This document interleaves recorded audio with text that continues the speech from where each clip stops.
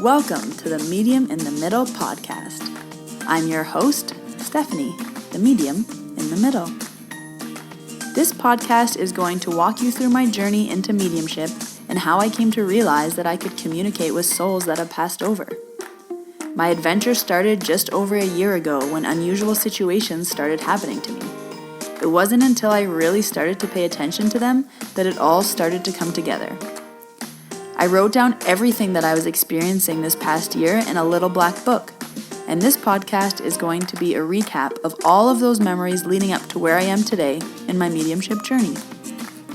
I will be releasing new episodes every Tuesday, and I recommend listening to the podcast in order, starting with episode 1, as my story will unfold more week by week. If you would like to stay connected with me, follow me on Instagram at Medium in the Middle.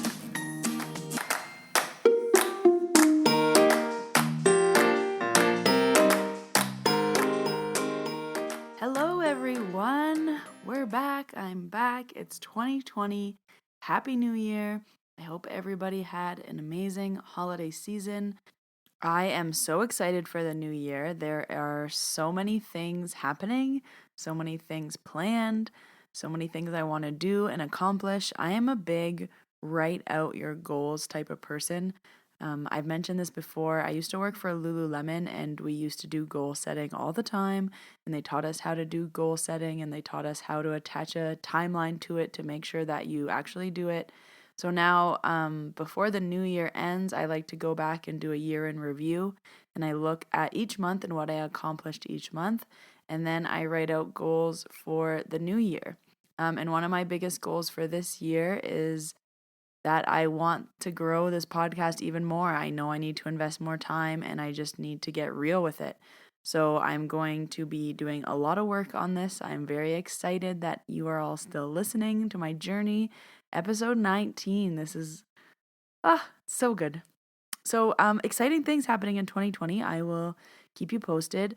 I'm going to have some guests on the show this year. I'm definitely going to be bringing on my friend that I talked about who went to the graveyard with me. I've been invited to go on other podcasts, which is so cool. So cool. So before I started today's podcast episode, I wanted to pull a card. I don't talk about cards a lot on the show, if I've talked about them at all, but I do like to use tarot cards and oracle cards.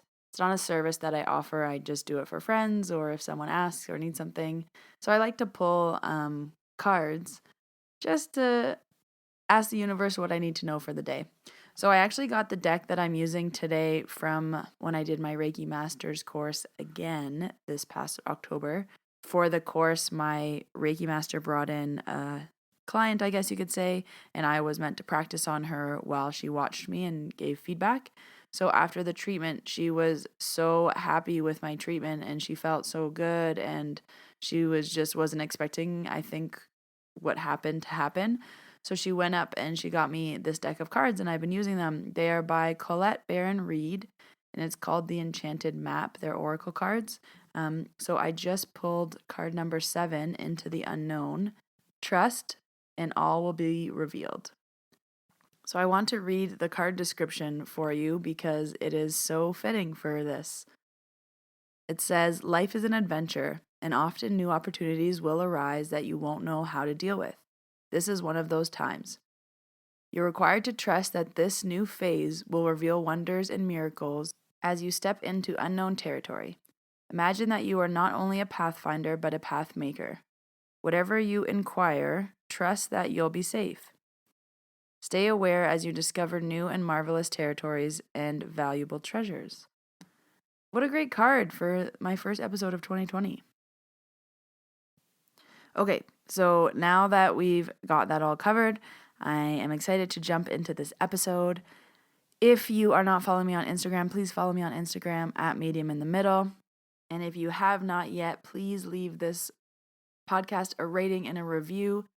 It will really help me grow the podcast the more exposure I can get to it. So I appreciate that. If you are using iTunes, you just scroll to the bottom of the page and it takes 2 seconds to just leave a little 5-star rating and a little review would be amazing. I love to read them. All right, let's jump into this episode. I'm really excited to share this one.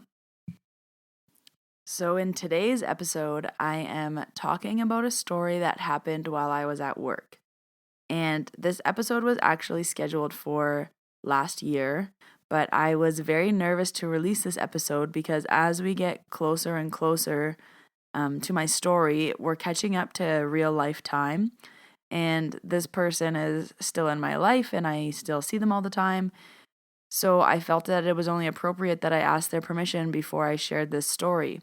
As I mentioned in episode 1, I do change the names and I try to change the relationships and identities of the people I talk about in my podcast just to protect and respect their privacy. So I felt that it was really important that I asked this person if it was okay that their story, their experience become a podcast episode because it hit close to home and I wanted to make sure that she was okay with it.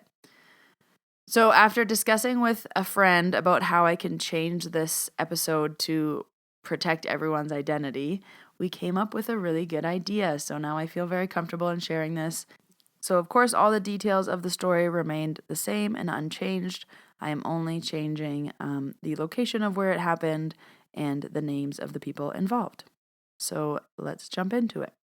This story starts at work and where I was working at the time. And by this point, everybody knew about my mediumship stories. My podcast had just started. A few people at work listen. And I would tell the stories to people at work because somehow they just always come up. As much as I try not to bring them up in everyday conversation, they usually come up. I was at a Christmas party and 3 people at the Christmas party introduced me to other people as, hey, this is Steph and she talks to dead people and she has a podcast, and kind of going on the whole spiel. And I was like, hi, nice to meet you. Like, I usually don't start with that, but yep. Of course, the person introducing me means no harm. They're like, that's so cool. And it's just like something we can all talk about. And I'm like, yeah, it is something we can all talk about. So needless to say, by this point in time, everybody that I worked with knew about my special gifts. We will call them that. I was working at a hotel and I worked front desk. So the entrance to the hotel, there was like this foyer area and it was off to the right-hand side of where the desk was. So for a while, I would kind of catch myself looking into the little foyer entrance, and I swear I saw someone there. Like it was like a shadow was there, or someone was walking in, or I thought it was a guest, and I would constantly be turning my head. And this happened for about a week, and I was like, okay, I keep turning my head to see someone and no one's there. I think that it's actually like a spirit that's trying to communicate with me. So for the next week, I tried to figure out who this person was that would catch me in the corner of my eye, because about 10 to 15 times per shift, I would like turn my head as if there was a guest walking in when there wasn't. And it was always the same kind of vibe and feel that I felt when this would happen. So after that first week, when it was just kind of something in the corner of my eye, the second week I started to collect information. This spirit told me that they were a father of someone that I worked with. This person was not very tall, like maybe 5'8". They had dark hair and it was like thinning on the top. I could see a lot of hair on the sides of their head, like kind of near their ears, but not a lot of hair on the top of their head. And I could tell that I died of something of the chest, so it kind of felt like a heart attack, and it felt very sudden and unexpected. I just knew that I was trying to speak to my child that worked there. So I knew of one person that I worked with whose father was passed away. And of course, this is a sensitive subject.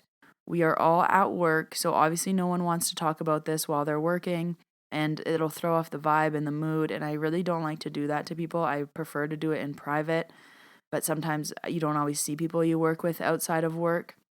So a few days later, there was one girl who I know who lost her father, and we were all sitting after work, and I kind of said, hey, Susie, what did your dad look like? And she was like, why? And I was like, well, there's a father here and he's been here for about a week and I'm trying to figure out who he belongs to. So if you tell me what your dad looks like, then I'll figure out if this is him or not. And she's like, oh, okay. She said, well, he's really tall and he had short hair. And I was like, nope, nope, not him, not him. She's like, well, how do you know? And I was like, well, this person is like around my height, 5'7", 5'8", 5'9", like he's not over 6 foot. And he has long hair on the sides of his head.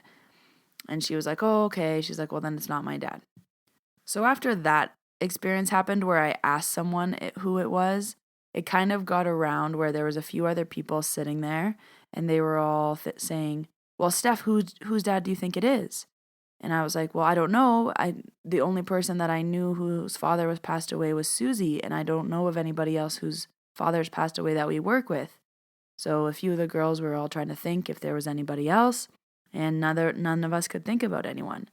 And they were like, well, what if it's for, maybe our neighbors, or maybe someone who shares that door with us, or maybe it's for someone who works in the back. Like, did you ever think of that? And I was like, well, no, actually I didn't. I just assumed that because this person was right in the entranceway, that it was for one of us who worked up here. So they suggested that I ask the team in the back if this description meets anyone in the back.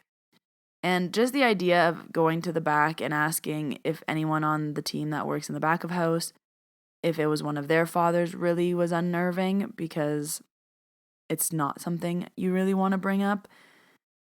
But after a little while, this spirit had been bothering me for about 2 weeks. I thought to myself, I need to ask because clearly this spirit has a message to give and he's not going to leave me alone until I find out who his kid is. So it took me a few days to muster up the courage to go to the back of house and ask if anyone had lost a father. And I decided it would just be easier to go to the supervisor of the back of the house and ask him if he knew if anybody on his team had lost a father. I was like, oh, instead of asking 10 people, I'll just ask one person because he might just know that, oh, John lost his dad, so then I could just go tell John this information and not have to ask 10 people. So one day I mustered up the courage and I went to the back and I asked the supervisor, and I was whispering because we all are in a shared space, and I said, hey, so there's a spirit up front and it's a father, and I don't think it's for anyone in the front of the house, so I was just trying to see if maybe it's for someone in the back of the house. And he's definitely a skeptic, this person, so he was kind of like, what are you talking about, Steph? And I just explained that I had this man that kept getting my attention and making me turn my head when there was no one there, and it was kind of like a shadow that wouldn't go away. And he said, okay, well, what does he look like? So I described him. I said, he's about my height, a little bit taller. His hair is long on the sides, shorter on the top. It's like a dark brown. He died of like a heart attack or something of the chest. It was very sudden. And he's like, well, no one back here has lost a father, but who you're speaking of sounds like my girlfriend's dad who passed away. He said, I never met him. I only saw a picture of him, but he looks like exactly what you're describing. He's like, maybe it's her. And instantly I felt the feeling of, yes, it's her. That's the person. And I thought, wow, like I didn't even know her father was passed away because she works in the front of house. And he said, yeah, he is. But don't tell her this information because she doesn't want to know and she's not going to believe you. And I was like, oh. I was like, well, could you maybe ask her if if I did have this information, if maybe she would be open to like hearing it? He said, okay, I'll try to like see if she'd want to know. He's like, but don't tell her because she'll be upset about it. He's like, let me ask her first and like do some feelers, and I'll try to kind of nonchalantly be like, hey, if Steph had a message for you, would you want to know? And let you know. So he was very clear not to tell this person until he had a chance to ask her. So I said, okay, that's a good plan. At least I know now who this soul belongs to, so I'll wait to deliver the message. So I will call this girl Joan. So for the next few shifts that I had to work with Joan, it was so hard not to tell her and not to ask her any questions. I was just waiting for her boyfriend to ask her if it was okay if I could tell her. And a few other people knew that it was her father too, because I had told them, and they said, have you told her yet? And I was like, no, like he said not to tell her, and he was going to ask her and kind of warm her up to the idea, but he hasn't yet, and I'm getting really nervous, and I kind of really want to tell her. They were like, well, like it's really not his choice if you tell her or not. I think you should just tell her. And I said, I know, but we're at work and I don't want to tell her at work and I don't want to just drop this bomb on someone who's unexpected. And he is right. Like, if you're not open to the message or you don't want to hear it, then it's not my job to just pour it on you. It's definitely different if a client is coming to me asking for a reading than if you're just working with me and I walk up to you one day and tell you about what your dad has to say. So this went on for another few more days. And then it got to the point where we're kind of at the 3-week mark where this dad was still bothering me from the front door. And I kept turning my head. And every time I turned my head, it was like a little annoyance because I was like, oh, like, I know you're still there and I know you have a message, but I can't deliver it yet. It's not time. So a few days later, I checked back with her boyfriend and I asked if he's asked her yet. And he said no, he hadn't gone around to ask her yet. And I was getting a little frustrated because I kind of had a feeling he wasn't going to ask her because he didn't believe and I didn't want him to necessarily make this choice for her. So then I kind of knew that I had to tell her, or I at least had to ask her if she wanted to know. So I just told myself that I would do it when we weren't at work. So I needed an opportunity when we were together, but not at work and alone and kind of private. And of course, a few more days passed and that perfect situation to tell her did not come up. After work one night, we all went to have a drink and we were downstairs at the local pub and we were all having a drink and she was standing right beside me the whole night. And it was that feeling that I get, it felt like I had to throw up. I wanted to tell her so bad. So I thought to myself, okay, this isn't the perfect situation, but if we are alone tonight where like no one else is around us, I will tell her. So her boyfriend went to the washroom and it ended up that me and her were kind of alone and I knew that this was my chance and I had to ask. So I said, hey, Joan, if I had a message for you, like, would you want it? Are you into that? Like, I don't know. I didn't know if I should tell you. And she was like, what do you mean? Like, a message for what? We had been drinking and it was like a long day of work and I just knew this wasn't the right situation, but I had to say it. And I said, well, like, I think I have a message from your dad. And her face goes blank. She stares at me. I see the tears filling her eyes and she said, what? I was like, yeah, your dad's been at work for 3 weeks now. We figured out it was for you. Is your dad, around my height, maybe a little bit taller, dark hair. It's thinner on the top, longer on the sides. He died of a heart attack suddenly. And she was like, yes, how do you know that? And I was like, he's been at work in the entranceway for 3 weeks. He's been trying to get my attention. And I didn't know that your dad was passed away. And by this time, she's crying. And I said, he's talking about a brother and a sister. And she said, yes. And she's like, I have a brother and a sister. And I said, okay. And then I was like, and is your mom getting remarried? And she's like, yeah, you know that. And I was like, okay. I was like, is there someone who's upset about the wedding? Like, I feel like someone is not happy about it. Your dad wants to tell this person that it's okay. Like, it's okay that this is happening. He doesn't want this person to be upset or angry, and everyone needs to live their life and be happy. And do you know who this person would be? And she said, yeah, that person is me. I'm unhappy about it. And I said, okay, well, your dad doesn't want you to hold this against your mom and it to affect your relationship. He really wants you to know that kind of it's fine with him and he wants you all to be happy. So then by this point, she's very emotional. Her boyfriend comes back from the washroom. Everybody on this point knows that I just told her. She was really emotional. She wasn't expecting it at all. I definitely flung it on her in an inappropriate situation. So she hugged and she thanked me for the message. And she said, I really think I just need to go home. I wasn't expecting that.